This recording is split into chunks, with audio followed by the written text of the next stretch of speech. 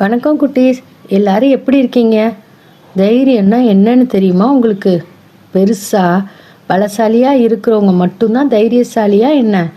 இன்னைக்கு நாம் ஒரு சின்னஞ்சிறிய குட்டி சுண்டலியின் தைரியத்தை பற்றின கதையை பற்றி தான் பார்க்க போகிறோம்.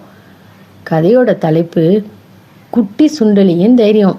வாங்க கதைக்குள்ளே போகலாம். ஒரு பெரிய வீட்டில் சின்னமணின்னு ஒரு குட்டி சுறுசுறுப்பான சுண்டலி ஒன்று வாழ்ந்துட்டு வந்துச்சு.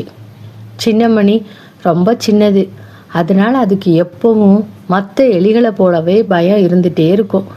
ஏன்னா அந்த வீட்டில் ஒரு கொடூரமான பூனை ஒன்றும் இருந்துச்சு. அந்த பூனை எலிகளை தொல்லை பண்ணிக்கிட்டே தான் இருக்கும்.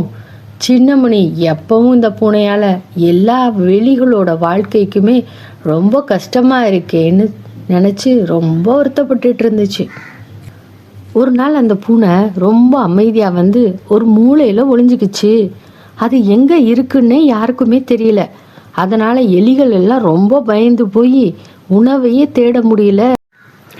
இந்த பூனையை தடுக்க என்ன பண்ணலான்னு எல்லாருமே சேர்ந்து யோசிச்சாங்க.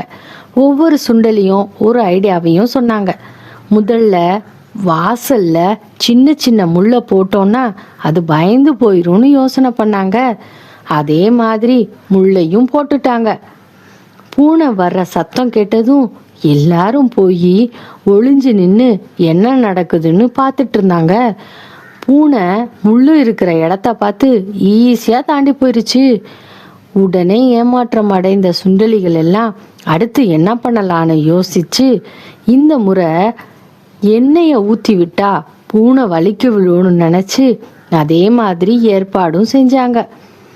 வழக்கம் போல வந்த பூனைய இந்த முறையும் தடுக்க முடியல. மீண்டும் யோசனைய செய்ய ஆரம்பிச்சாங்க. அப்பதான் ஒரு வயசான எலி, நாம் அந்த பூனையோட கழுத்துல ஒரு மணியை கட்டிட்டோம்னா அது வர்றதுக்கு முன்னால நமக்கு அந்த சத்தம் கேட்டுடும் அப்படின்னு ஒரு யோசனைய சொல்லுச்சு. இந்த யோசனை எல்லா எலிகளுக்குமே கரெக்டுன்னு தோணுச்சு. ஆனா யார் அந்த மணியை கட்டுறது அப்படின்னு எல்லாருமே பயந்து போனாங்க.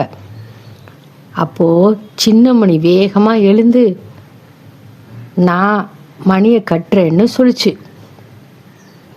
மத்தளிகளுக்கெல்லாம் ரொம்ப ஆச்சரியமாயிருச்சு. சின்னமணி சொன்ன மாதிரியே ரொம்ப தைரியமா மெதுவா பூனை பக்கத்துல போய் பூனை தூங்கிட்டு இருக்கும்போது அதோட கழுத்துல அந்த மணியை கட்டிட்டு வந்துடுச்சு. பூனை தூக்கத்திலேருந்து எழுந்ததும் அதோட கழுத்தின கட்டின மணி சத்தம் கேட்க ஆரம்பிச்சிருச்சு. சத்தத்தை கேட்டதும் எலிகள் எல்லாம் ரொம்ப பாதுகாப்பான இடத்துக்கு ஓடிட்டாங்க. பூனை எங்கே வந்தாலும் சரி மணி சத்தம் கேட்டுக்கிட்டே இருந்துச்சு. சின்னமணி தன்னோட சின்ன உருவத்தால் ஒரு பெரிய ஆபத்தை தீர்த்துருச்சு.